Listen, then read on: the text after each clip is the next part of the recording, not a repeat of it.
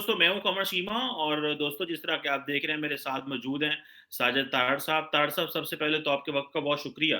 My pleasure, thank you Cheema साहब। तारड़ साहब, मैं देख रहा था कि इंडिया के जो डिफेंस मिनिस्टर हैं राजनाथ सिंह साहब, वो इंडियन आर्मी को जो है वो फ्यूचर इन्फेंट्री सोल्जर सिस्टम जो है वो दे रहे हैं। और पाकिस्तान में तो हमें पता ही नहीं हमारे डिफेंस मिनिस्टर का नाम क्या है।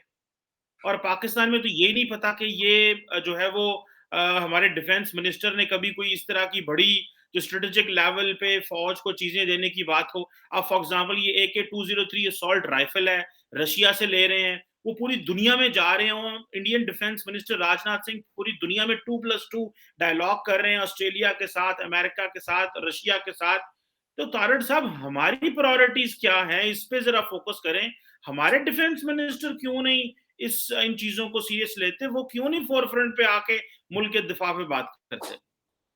चीमा साहब, यही तो एक अलमिया मैं डिस्कस करना चाह रहा था कि हमारी आज से 2 साल पहले जो सबसे ज्यादा पॉपुलर चीज थी रहीम शाह की टिक टाक चीजें और इस तरह की चीजें मशहूर थी और वो चैलेंज करती थी कि सारी कैबिनेट जो है 2 साल पहले उन सब की वीडियोस में उनकी जान, सारी कैबिनेट की जान जो है मेरे मोबाइल फोन के अंदर है। आज हम कहाँ खड़े हैं? आप बैंकरप्सी से बड़ी मुश्किल से बचे हैं और अब आप शहबाज गिल में फंस गए। इस वक्त अभी तक आपका कोई चैनल, कोई जी शऊर आदमी है, कुछ भी, वो सुबह शुरू होता है पिम से और शाम तक वो सारा दिन मेरा मकसद है शहबाज गिल साहब। मेरा बैंकरप्सी, आपकी बैंकरप्सी, आपके लल्ले तरल्ले, आपकी खवातीन, आपकी चीजें इस तरह की। और उसके बाद जो आप बात कर रहे हैं, आज मेरे नजर से ये बड़ी एक खबर गुजरी, एक article, future infantry soldier defence system. और खासकर ना सिर्फ ये है, मैं 2 नए आइडियाज बताना चाह रहा था कि दुनिया कहां जा रही है और हम कहां जा रहे हैं। और तीसरी एक बात मैं ये कहना चाहूंगा कि इस वक्त जब इकॉनमी सफर करती है, बैंकरप्सी के धाने पर जाते हैं, तो सबसे ज्यादा पाकिस्तान पे प्रेशर किस साइड पे आता है? वो हमारी मिलिट्री पे आता है। आपका डिफेंस सबसे पहले टारगेट होता है। और इसी वजह से आपको पता होगा कि लोग इतराज करते हैं।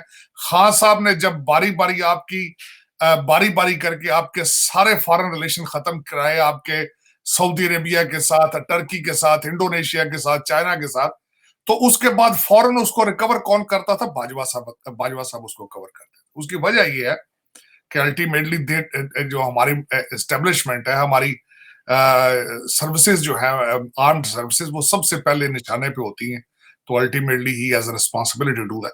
जो 2 चीजें मैं बताना चाहूंगा, खासकर जब पाकिस्तान में आप सेंटर के अंदर आप नाच गाने की महफिलें कर रहे थे, उसके बाद जिस तरीके से आप पंजाब गवर्नमेंट के पैसे जो है वो सरकारी उड़ा रहे थे लाहौर में, तो उस वक्त आपके पड़ोस में क्या हो रहा था? मैं थोड़ा सा ये बताना चाहूंगा कि 16 अगस्त को उनके डिफेंस मिनिस्टर राजनाथ सिंह साहब ने एक आइटम जो दिया है, उनकी आर्मी को अपग्रेड किया है। और जिन चीजों पे खासकर उन्होंने 3 उसके पॉइंट उन्होंने खासकर उस पे उन्होंने उसको देखने की कोशिश की। एक तो उन्होंने सोल्जर्स को इक्विप किया है, उनको बुलेट प्रूफ जैकेट्स दी और फिर साथ उनके हेलमेट दिए, और उसके बाद जदीद राइफल्स दी जो होलोग्राफिक और रिफ्लेक्स विजन। उसमें मैं बताना चाहूंगा को जो नई उनको गने आर्मी को दी जा रही हैं, वो रात के वक्त देखने को वो सलाहियत रखेंगी। और उसके बाद जो उससे बड़ी बात, जो कम्युनिकेशन उन्होंने जो सबसे बड़ी जो इंप्रूव की है कि उनका हर सोल्जर जो होगा उसको रियल टाइम डाटा मुयसर होगा, regardless wherever he is. और उसके बाद वो कैपेसिटी रखते हैं कि इन सारे सिस्टम्स को, जो कि खासकर उसमें उन्होंने नई बारूदी सुरंगें जो है वो भी निपन उसका नाम रखा है, वो भी उन्होंने दी है। और उसके बाद वो इसको टाइमली और ऐसा सिस्टम उन्होंने क्रिएट किया है कि इस सिस्टम को वो जब चाहेंगे अपग्रेड करने की सलाहियत रखते हैं। अब मैं ये बताना चाहूंगा कि इस वक्त पूरी दुनिया में ट्रेंड क्या चल रहा है। पूरी दुनिया में ट्रेंड ये चल रहा है इस वक्त नंबर ऑफ सोल्जर्स पे तवज्जो नहीं दी जा रही। नंबर ऑफ सोल्जर्स, जब आपकी लार्जर आर्मी होती है, जिस तरह की भारत की आर्मी जो है वो तकरीबन 12,29,000 उनके फौजी हैं। अब सबसे बड़ा प्रेशर ये आता है कि उन फौजियों को तनख्वाहें देनी होती है, उनकी पेंशन, उनकी जो उनको दी जाती है मराहत, उस पर पैसा बड़ा खर्च आता है। अब वक्त इस वक्त दुनिया में ट्रेंड यह है कि फौजें कम की जाए लेकिन उन पर टेक्नोलॉजी पे जोर दिया जाए, उनको अच्छे तरीके से इक्विप किया जाए। इस वक्त अगर 12,29,000 नंबर्स देखे जाए तो इस वक्त तकरीबन उनके 97,000 पोजीशनें खाली हैं इंडियन आर्मी में। उनकी एवरेज है कि तकरीबन 60,000 फौजी पर साल वो भर्ती करते हैं, लेकिन ये कि इस साल ये कोविड की वजह से और दूसरी चीजों की वजह से लोगों का इंटरेस्ट प्राइवेट सेक्टर में ज्यादा होना, बिजनेस में ज्यादा इंटरेस्ट होना, तो आर्मी में उनका इंटरेस्ट कम होता जा रहा है।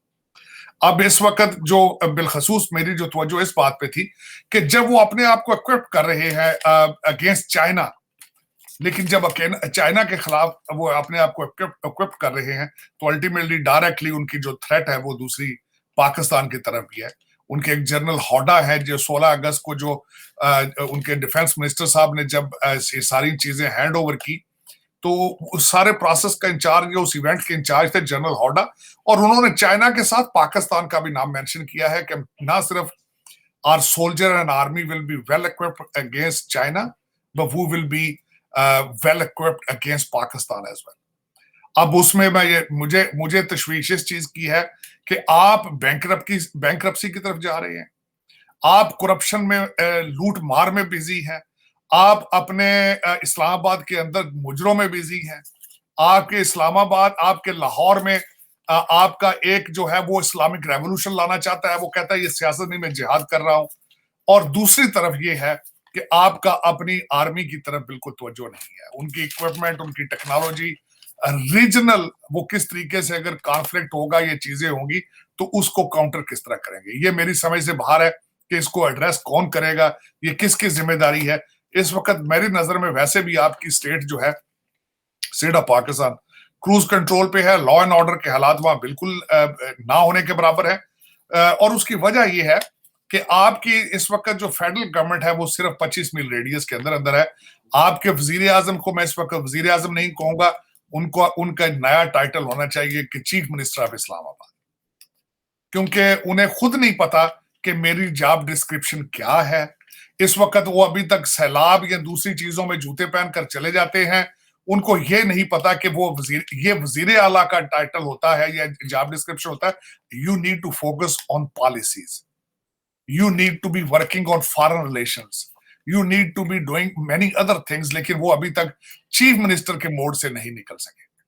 और जिस तरह अगले हम बात कर रहे थे कि वो हर एम्बेसडर से मिल रहे हैं, ही इज टू एक्सेसिबल, इनका मेरे ख्याल में जिस तरह मैं वो अर्ज ये उसी के साथ रिलेट होता है कि अभी तक शहबाज शरीफ साहब को ये नहीं पता कि he is a prime minister of Pakistan. तो जब खुद ही ना इंसान को पता हो अल्टीमेटली तो फिर वो क्या करेगा, वो जो मिलने आ जाता है वो शुक्र करते होंगे कि अच्छा है चलो कोई आ गया, कोई चाय शाह पीने हैं। लेकिन ये कि इस वक्त अगर देखा जाए तो शहबाज शरीफ साहब के टेबल के ऊपर आज भी फॉरेन पॉलिसी नहीं है। जिस तरह पहले शाह महमूद कुरैशी साहब ने और इमरान खान साहब ने मिल के पाकिस्तान को आइसोलेट किया है, लेकिन उसके बाद भी आज हमारे पाकिस्तान में, क्योंकि वो खुद इतने बिजी हैं अपने इंटरनल सियासत में और टूटे फूटे जो दूसरे प्रोजेक्ट्स हैं, शहबाज गिल टाइप के प्रोजेक्ट्स जो हैं, उनसे तवज्जो उनकी हटे तो फिर पाकिस्तान पे तवज्जो दें, पाकिस्तान की फॉरेन पॉलिसी पे तवज्जो दें।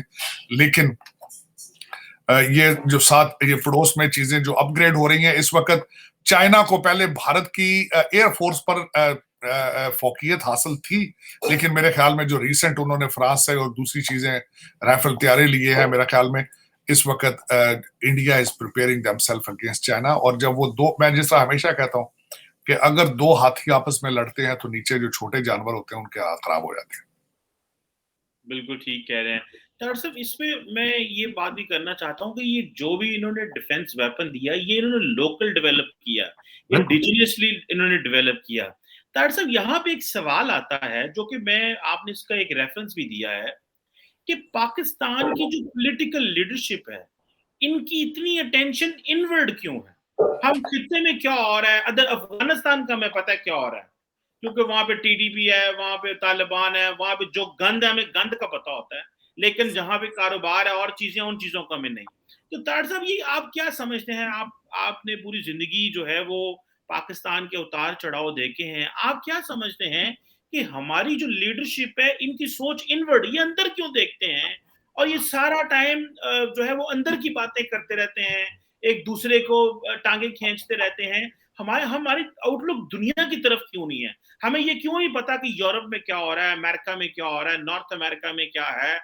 हमें हम हमारा कभी फॉरेन मिनिस्टर जो है वो कभी अफ्रीका नहीं गया, कभी वो लैटिन अमेरिका नहीं गया, वो कभी ऑस्ट्रेलिया और न्यूजीलैंड नहीं गया। आप क्या समझते हैं हम इतना इनवर्ड क्यों देखते हैं और सोचते हैं, और हम दुनिया से इतना कनेक्ट क्यों नहीं होते, जबकि इंडिया जो है वो टेक्नोलॉजी इसराइल से भी ले रहा है, अमेरिका से भी ले रहा है, रशिया से भी ले रहा है, सबसे वो टेक्नोलॉजी ले रहा है। तो ये आपकी नजर में इसकी क्या वजह, आप क्या समझते हैं सर? देखिए, इसकी वजह 1947 से ऑलमोस्ट जब से पाकिस्तान एग्जिस्टेंस में आया तो हमारी इंडस्ट्री, सबसे पहले तो मैं ये बताना चाहूंगा कि इंडिया, भारत जो है, उसको जब हमारे हम we were British they were ruling India, तो उन्होंने इंडस्ट्री बिल्कुल खत्म कर दी थी सब कॉन्टिनेंट। वो सारी इंडस्ट्री यूरोप में ले गए थे, यहाँ से सिर्फ वो रॉ प्रोडक्ट लेते थे या रॉ माल लेते थे। वो सारी चीजें मैन्युफैक्चर जो होती थी वो सब होती थी यूरोप के अंदर, बिलखसूस इंग्लैंड के अंदर।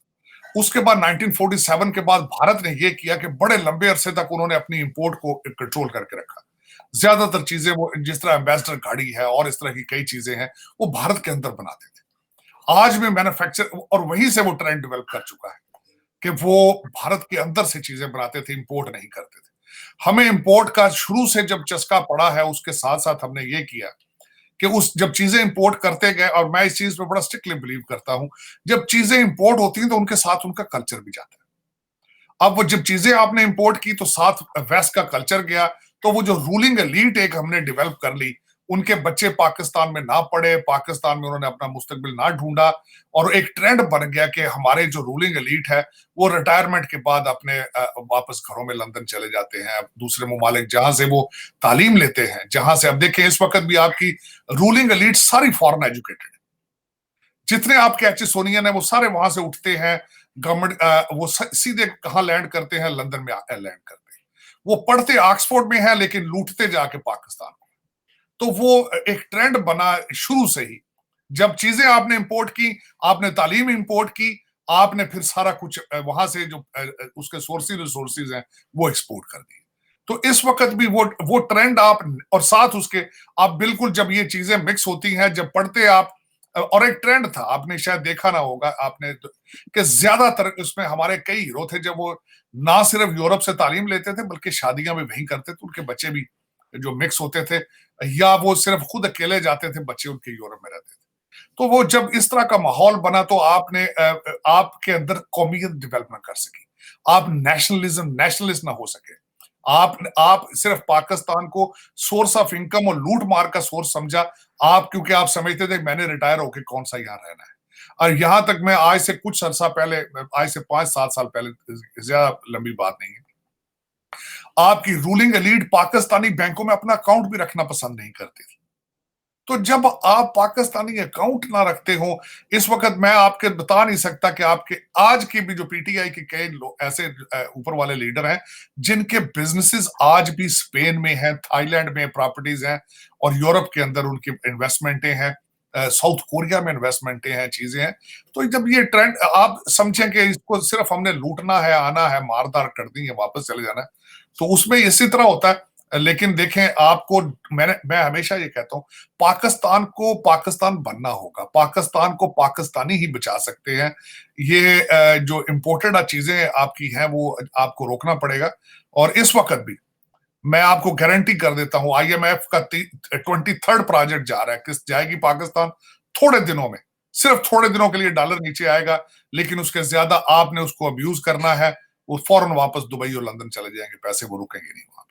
और यही पाकिस्तान का अलमिया है कि आप चाहे सी पैक का प्रोजेक्ट हो, चाहे कोई भी प्रोजेक्ट हो, आपको उसके ऊपर डॉलर नजर आते हैं, और उसको वो आप फौरन से पहले वो जो 5-6 हजार लोग हैं, वो जो नवाब इब्ने नवाब हैं, जो आपके चाहे वो सियासत में हो चाहे ब्यूरोक्रेसी में हो, आप जरा देखें आपके, मैं कई ऐसे खानदानों को जानता हूं, राबियन जो गवर्नमेंट कॉलेज लाहौर से पढ़े हैं, जिनके दादा भी ब्यूरोक्रेट थे, जिनका बाप भी ब्यूरोक्रेट था, फिर वो भी ब्यूरोक्रेट हैं, और लेकिन उनकी पाकिस्तान के साथ कोई एफिलिएशन नहीं है, उनमें से मेजॉरिटी। और दूसरा, आपने एक और ट्रेंड बना रखा है, आपके जितने ब्यूरोक्रेसी है, आप साल में एक दफा उनको बाहर पढ़ने के लिए गवर्नमेंट के खर्चे में भेजते हैं। तो जब गवर्नमेंट के खर्चे पे वो आते हैं बाहर पढ़ने के लिए, तो वो जो चमक देख जाते हैं एक दफा, फिर उनकी ख्वाहिश, तो वो दिल से वो वो ख्वाब जो सजा के अपनी आंखों में चले जाते हैं, फिर वो ख्वाब खत्म नहीं होते, फिर वो वहां पे उनकी इनकम रुपयों में नहीं होती, डॉलरों और पाउंडों में होती है, और उसकी सजा हर पाकिस्तानी जो है वो झील रहा है और झीलता रहेगा। उसकी वजह यह है कि जब तक लोग खुद खड़े होकर अपनी किस्मत का फैसला नहीं करते, तो फिर यही होता है कि इंपोर्टेड लोग उनकी हुकूमतों के फैसले करते हैं and they live happily forever. अब मैं बल्कि एक और कहता हूँ, हर बच्चे के हाथ में आज स्मार्टफोन है जो देख रहा है, कभी करके देखे गूगल के आपके जो ये 5-6 हजार ब्यूरोक्रेसी के लोग, जुडिशरी के लोग, स्टैब्लिशमेंट के लोग, सियासतदान, ये जब रिटायर होते हैं तो जाते कहाँ है, तो आपको सारी स्टोरी समझ आ जाएगी। बिल्कुल ठीक कह रहे हैं। ताड़ साहब, क्योंकि हम फॉरेन पॉलिसी की बात कर रहे हैं कि और हम अपनी स्टेट की बात कर रहे हैं कि उसकी क्यों इतनी अटेंशन नहीं है इंडिजिनाइजेशन की तरह, जिस तरह भारत में आपने पूरी एक तफसील से बताया कि वो जो कम्युनिकेशंस जो अपनी फोर्सेस को इक्विप कर रहे हैं ये विद आईएफ इंसेस प्रोग्राम के साथ, जिसको future infantry soldier as system के तौर पे आपने पूरा एक्सप्लेन किया इसको। तार साहब, हमारा जो प्रॉब्लम, ये जो बहुत सारे लोग ये बता रहे हैं कि फॉरेन मिनिस्टर की अपनी एक सियासी जमात है जिनकी 80-90 सीटें हैं, प्राइम मिनिस्टर की अपनी सियासी जमात है, तो फॉरेन मिनिस्टर तो वो कहता है मैं तो रिस्पॉन्सिबल ही नहीं हूँ प्राइम मिनिस्टर को, मैं तो खुद मैं मेरे सीटों से तुम जो है वो वजीर आजम बने हो। तो तार साहब, इस तरह की सिचुएशन में हमारा वजीर आजम या हमारी सरकार जो है वो अच्छे फॉरेन पॉलिसी फ्रंट पे डिलीवर कर सकती है? जबकि मैं आपको बात बताऊं कि जो यूक्रेन का फॉरेन मिनिस्टर है, उन्होंने भी हमें स्नब कर दिया रिसेंटली उन्होंने कहा है कि जब इमरान खान का विजिट हुआ था, उन्होंने कहा कि जो इमरान खान का विजिट हुआ था उसमें उसने कहा कि जो लोग प्रेसिडेंट पुतिन के इस एक्शन को एक अंडरस्टैंडिंग देते हैं, वो बेसिकली एक शेमफुल एक्शन कर रहे हैं। तो हम तो फॉरेन पॉलिसी फ्रंट के ऊपर भी अजीब पोजीशन है, क्योंकि फॉरेन मिनिस्टर और वजीर आजम दोनों सियासी जमातों के ओनर हैं और वो समझते हैं हमें परवाह नहीं। तो इसमें तो हमारी फॉरेन पॉलिसी तो फ्री फॉल में है, जबकि डॉक्टर जयशंकर जो है वो अकेले ही पूरी दुनिया में दंदना रहे हैं। तो इस पे आप कैसे क्या कहेंगे? मैं इसके बारे में तो सबसे पहले ये बताना चाहूंगा कि डॉक्टर जयशंकर साहब is planning to visit America on he is coming to US on another trip. और मैं आपकी फॉरेन पॉलिसी सिर्फ एक चीज बताता हूँ, आप फिर उस पर डिसीजन खुद लीजिएगा। तारक फातमी साहब वॉशिंगटन डीसी में आए और आकर वो वेंडी शर्मन से मिले, लेकिन साथ ही आपके फॉरेन ऑफिस ने कह दिया कि Tariq Fatemi is on his personal trip to Washington DC. Reason, Tariq Fatemi के अच्छे रिलेशन पीपल्स पार्टी के साथ नहीं। तो अगर आपका adviser to prime minister on foreign affairs और आपका फॉरेन ऑफिस अगर एक पेज पे नहीं है, तो आप क्या डिलीवर कर पाएंगे? दुनिया का वाहिद मुल्क होगा पाकिस्तान मेरे ख्याल में जिसका नवाज शरीफ पीरियड पिछले में 5 साल फॉरेन मिनिस्टर ही को नहीं रहा था, वाहिद। मैं समझता हूं कि मेरे ख्याल शायद जिबूती या कोई और इस तरह का मुल्क हो, मेरा मकसद है कोई जिसके कोई इस तरह की चीजें हो, लेकिन एशिया में कम से कम। तो जब अच्छा, दूसरा मेरे ख्याल एक और बड़ी चीज साहब, मैं कहता हूं कि आपको मेरे ख्याल में फॉरेन रिलेशन या फॉरेन मिनिस्टर की जरूरत भी नहीं है। उसकी वजह ये होती है कि जब आप किसी मुल्क के साथ कुछ लेने और देने की सलाहियत ना रखते हो, तो आपकी फॉरेन पॉलिसी क्या हो?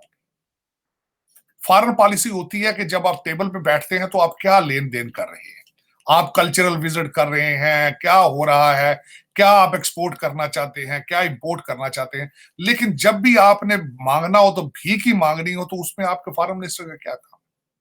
वो तो फिर कोई भी जाके मांग सकता है, चाहे वो प्राइम मिनिस्टर चला जाए, चाहे आर्मी चीफ चला जाए, कोई भी जाके जो ओके जी कुछ दे दो अगर कुछ है तो खाने पीने के लिए।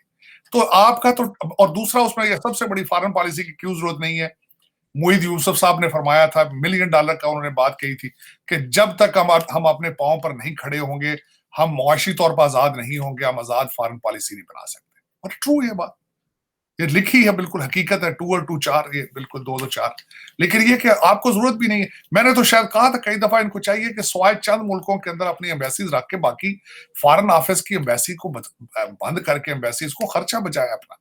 उसकी वजह यह है कि आपके हालात बैंकरप्सी के आप दाने पर है और आपकी एक्सपोर्ट इंपोर्ट कुछ भी नहीं है, सिर्फ पैसे मांगने के लिए। तो आपको एम्बेसियां खोल के क्या रखने की जरूरत? आपकी एम्बेसियां क्या कर रही हैं? आज भी अगर मुझसे पूछा जाए तो सिर्फ वो अपने आपकी शनाख्ती कार्ड, आईडी कार्ड बनाती हैं, पासपोर्ट बनाती हैं। फॉरेन पॉलिसी तो अब है ही नहीं। अब मुझे एक और, मैं एहसास उसको सेकंड करना चाहूंगा, बिलावल भुट्टो साहब आज अगर कहीं जाते हैं एज ए फॉरेन मिनिस्टर, तो उनकी क्या वैल्यू होगी जब उनका मैंडेट ही कोई नहीं? जब असेंबलियां ही नहीं मौजूद है, असेंबलियों के अंदर अपोजिशन ही मौजूद नहीं है, जब पाकिस्तान का हर टीवी चैनल कह रहा हो कि अगले 48 घंटे में गवर्नमेंट खत्म हो जानी है, अगले 36 घंटे में पता नहीं क्या हो जाने वाला है, तो उसमें आपके फॉरेन मिनिस्टर को बाहर जाने की जरूरत भी नहीं है, क्या जाके करेगा, क्योंकि उसको उसको कोई रिस्पेक्ट ही नहीं होगी, कोई वैल्यू ही नहीं होगी। तो ये तो एक फंडामेंटल, ये तो एक बेसिक सी बात है। लेकिन इन जो कुछ भी सर्कमस्टांसेस आज हम बात कर रहे हैं चीमा साहब, अगर सोचा जाए, पूछा जाए, तो इसका हल कौन निकालेगा?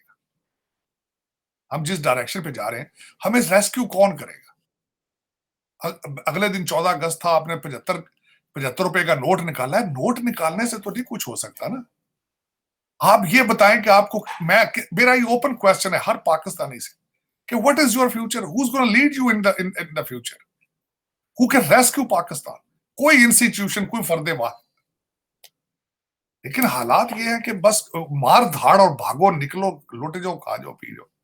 और जो जिस तरीके से और दूसरे वाकयात आपकी सोसाइटी के अंदर हो रहे हैं, जो फैसलाबाद के अंदर वो खतीजा लड़की के साथ हुआ है, जो कुछ है, फिर उसको किया गया, फिर उसको खुद ही मार कर सारा कुछ करके फिर उसको इंटरनेट पे डाला गया। तो हम एज ए रियासत भी फेल हैं, एज ए इस्लामिक कंट्री भी फेल हैं। जमहूरियत की नजर आपको चीज आ रही है कि जमहूरियत की, इस्लामी जमहूरिया Pakistan, land of the pure. मैं या तो मुझे बताएं, शायद maybe I am wrong, maybe I am looking Pakistan with different lens, लेकिन दुनिया मायूस है, लोग मायूस है बेचारे। तट साहब, एक आखिरी बात आपसे करना चाहता हूँ, और वो ये है कि गवर्नमेंट प्लान कर रही है, मिनी बजट लेके आ रही है, क्योंकि वो उन्होंने कहा है कि जी वो $1.25 अरब तब देंगे जब रेट बढ़ाओगे, जब आप कीमतें बढ़ाओगे, टैक्स लगाओगे। तो वो कह रहे हैं कि फाइनेंस मिनिस्टर तो कह रहा है कि हम लग्जरी आइटम पे 300% टैक्स लगा रहे हैं। तो तारड़ साहब, अभी तो हम दो एक तो मिनी बजट, तीन मिनी बजट देते हैं, एक फुल बजट देते हैं, हम किधर जाएंगे ये अगर ये इतनी बजट, मेरे ख्याल चीमा साहब, ये बजट एक गोरख धंधा है मेरे ख्याल में, ये फ्रॉड है, ये हिंसों का फ्रॉड है। कौम को और कौम के पैसे खामखा इस पे जाया किए जाते हैं, ब्यूरोक्रेसी को एंगेज किया जाता है कुछ महीनों के लिए। वरना मेरा एक छोटा सा क्वेश्चन है, जिस दिन बिजली की कीमत बढ़ाई जाती है उसी दिन वो मिनी बजट ही होता है, जिस दिन पेट्रोल के प्राइसेस बढ़ते हैं वो मिनी बजट होता है, क्योंकि एक तूफान आता है महंगाई का, तो हर बंदे का बजट खराब हो जाता है घर का। वो बजट ही होता है, और क्या होता है? ये मिनी बजट जो होगा, ये तो लोग खुदकुशियों पे आएंगे, और क्या होना है? और वो जो पैसे आने हैं डॉलर, वो लोगों तक नहीं पहुंच रहे। मैं हमेशा ये कहता हूं कि आईएमएफ से जो पैसा लाना कोई बड़ी बात नहीं है, 23 दफा ला चुके हैं आप। उस पैसे से गरीब आदमी को रिलीफ देना सबसे बड़ा टास्क है, और जो मुझे नजर नहीं आता, ये पैसा आपका इस्लामाबाद से बाहर नहीं जाएगा। ये जो डॉलर आएंगे, ये इस्लामाबाद से तितर बितर होंगे, ये यहीं से बाहर के बैंकों में जाएंगे। अब वो किस तरीके से जाते हैं, ये कोई नई बात नहीं है। जब आपने अपने कोविड के फंड्स जो लिए थे चाइना से, जब उनके घपले आपके इस रियासत मदीना के वजीर आजम ने इसके इनकी छत के नीचे डाका डाला है उस पे, कोविड फंड्स पे, तो और किस चीज को आपने बख्शना है? जलजले के पैसे तक तो आप बख्शते नहीं है। आईएमएफ के तो पैसे तो चलो एक कर्जा है, जो ग्रांटेड, जो हेल्प करती दुनिया, ज़कात देती है, उसको भी नहीं। अब बैतुल माल को जो लोग नहीं छोड़ते, मेरा मकसद है, फिर वो आप क्या उनका करेंगे इस कौम का? मेरे तो नजर से मैं तो सोच सोच कर परेशान हो जाता हूँ, आखिर पे जाके सोचता हूँ शायद this is what kind of DNA we have, maybe we are genetically, this is how we you know. और इसमें को आज नहीं हो रहा इसमें चीमा साहब, ये सिर्फ आज नून लीग पीटीआई की नहीं है, 75 साल और मे बी लॉन्गर, 75 साल से भी पीछे देखा जाए तो हिस्ट्री को पढ़ने की बड़ी सख्त जरूरत है हम लोगों को। और शायद हमें कोई गाइडलाइन मिले वहां से, हिस्ट्री में पढ़ के अपने हीरोज को देखें कि हीरोज हमारे क्या करते रहे हैं, अयूब खान क्या करते रहे हैं, जियाउल्लाह क्या करते रहे हैं, भुट्टो क्या करते रहे हैं, सिकंदर मिर्जा क्या करते रहे हैं, फातिमा जिन्ना के साथ क्या हुआ है, लियाकत अली खान साहब। मैं अगले दिन पढ़ रहा था, हिस्ट्री के बारे में पढ़ रहा था, तो मेरे नजर से गुजरी चपकलश लियाकत, मिसिज राना लियाकत और फातिमा जिन्ना के दरमियान जब झड़प आपस में हुई, तो लियाकत अली खान साहब ने रिजाइन लेकर कायदे आजम साहब के पास गए। तो मैं देख रहा था कि ये सारे कॉन्फ्लिक्ट 1947 से स्टार्ट हुए हैं, ये कोई आज नई बातें नहीं है अगर देखा जाए तो। और लेकिन ये कि अब वो कहते हैं ना कि अब आखिरी सांसों पर है। आखिरी सांसों से मुराद ये है कि हमारा पॉपुलर तरीन जो पाकिस्तान का सियासी जो मजहबी लीडर है, वो कहता है कि अगर मैं नहीं तो इसके ऊपर एटम बम मार दिया जाए, अगर मैं नहीं तो आजादी लेने की, पाकिस्तान को बनाने का क्या मकसद था?